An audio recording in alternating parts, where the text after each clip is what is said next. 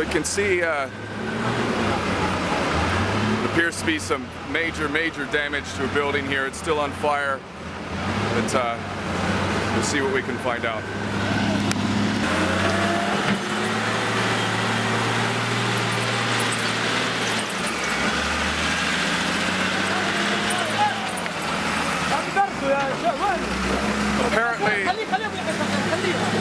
Apparently this is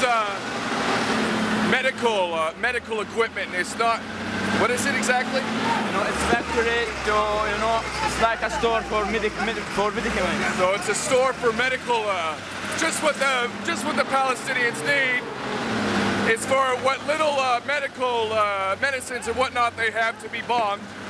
Apparently that's what has happened.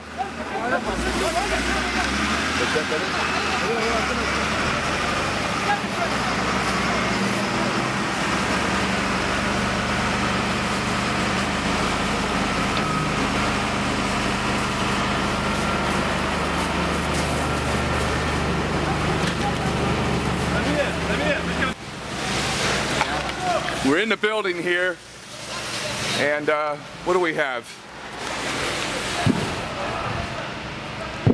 Medical supplies. Yeah. Jesus Christ.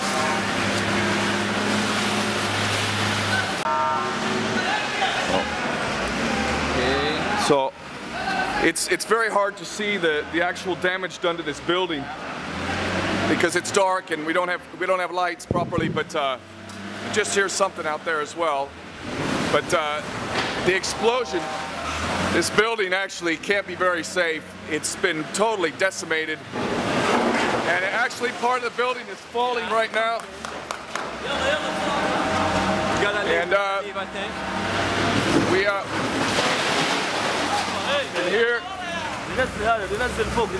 can hear the building actually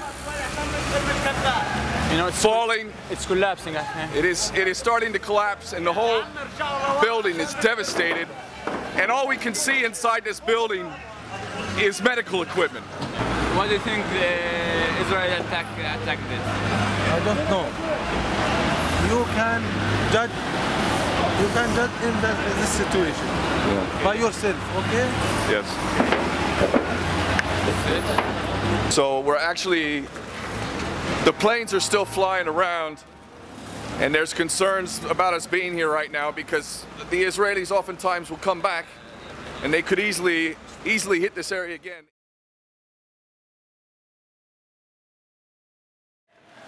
I was at the building last night that was bombed by the Israelis, and I'm aware of the fact that there is already a shortage of medical supplies. Can you tell me generally what the situation is here? Well, we're already missing too much of our medical supplies to provide proper services to our patients, and what happened last night is additional crime that Israelis are committing against our civilians. Now they are targeting this store. It contains medical supplies needed for kidney patients and for cardiac transplant, for cardiac surgeries, and it needs for the intensive care units and surgeries in the Gaza Strip hospitals. So affecting this place, which is coming on top of severe shortage in the medical supplies and medication that we already know. So I think the situation is going to be more complicated. We hope it's not going to collapse because of this random shelling and intended, spoiling of our life. Is there any doubt as to whether or not the Israelis knew that this was a medical? They know every place in Gaza Strip. Nobody can deny this fact. And they have targeted 33 of our hospitals during the wartime. It was just a disaster. It was targeted. They know the GPS of every location, and they know they're not shelling them randomly. They are deliberating to do it. I mean, they have the intention and they have the willing to let our people suffer on top of the siege they are doing against us. And I know that the people are dying because they're not able to get basic medical supplies. What are the chances that more people are going to be dying soon as a result of bombings like this? It's in fact, it's coming, well, it's multifactorial. It's the siege, the loss of the spare parts, the loss of power, the loss of the fuel, that we don't have enough fuel to run our generators, and the inability, the complication they are putting, and the bureaucracy at the borders to let anybody in or out. All these factors are coming together to spoil the lives of our patients and to add more burden on the shoulders. It's coming on top of poverty and pain and suffering, and then today again they are shelling the rest of the medication that we have. So it's just a big mess. Right. It's okay.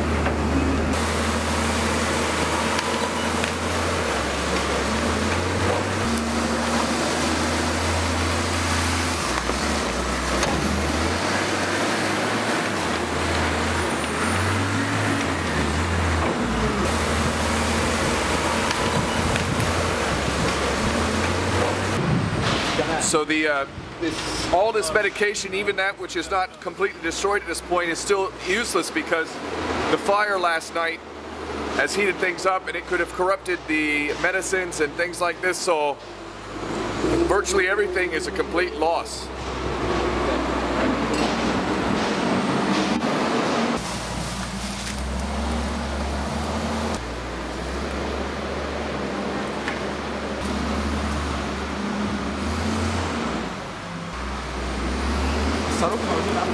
You can see this metal support. Was obviously blown from over there. This is where the first impact, and I think there were two. We're told there were two, but the damage to this building is quite incredible.